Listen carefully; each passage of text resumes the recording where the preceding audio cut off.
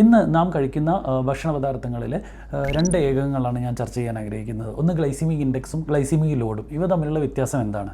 അപ്പോൾ നമ്മൾ പറയും സാധാരണയായി diabetic patients low glycemic index ഉള്ള ഗ്ലൈസിമിക് ലോഡ് നിയന്ത്രിച്ചുകൊണ്ടുള്ള ഭക്ഷണ പദാർത്ഥങ്ങളാണ് കഴിക്കേണ്ടത്. അതായത് ഗ്ലൈസിമിക് ഇൻഡെക്സ് എന്ന് പറഞ്ഞു കഴിഞ്ഞാൽ ഒരു ഭക്ഷണ പദാർത്ഥത്തിന് ഷുഗർ എത്രത്തോളം ഉയർത്താൻ കഴിയുമെന്നുള്ള കഴിവാണ്. ഇപ്പോൾ പലപ്പോഴും നമുക്കറിയാം സിമ്പിൾ കാർബോഹൈഡ്രേറ്റ്സ് അടങ്ങിയ ഭക്ഷണം, അതായത് പുട്ട്, പിന്നെ ഫ്രൂട്ട് ജ്യൂസുകൾ, ഇവയ്ക്കൊക്കെ പെട്ടെന്ന് ഷുഗർ സ്പൈക്ക് ചെയ്യാനായിട്ട് സാധിക്കും.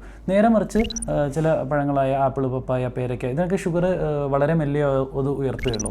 അപ്പം ഹൈ ഗ്ലൈസിമിക് ഇൻഡെക്സ് ഉള്ള ഫുഡ് നമ്മൾ കഴിക്കുമ്പോഴുള്ള പ്രയാസം എന്താണെന്ന് വെച്ച് കഴിഞ്ഞാൽ ഡയബറ്റിക്കായ പേഷ്യൻസിൽ പെട്ടെന്ന് ഷുഗർ കൂടുകയോ അതോടൊപ്പം ഇൻസുലിൻ റെസ്പോൺസ്, ഇൻസുലിൻ കൂടുതലായിട്ട് വന്ന് ഇൻസുലിൻ റെസിസ്റ്റൻസ് അഗ്രവേറ്റ് ചെയ്യാനുള്ള ഒരു ചാൻസ് ഉണ്ട്. അപ്പം അത് കുറയ്ക്കണം.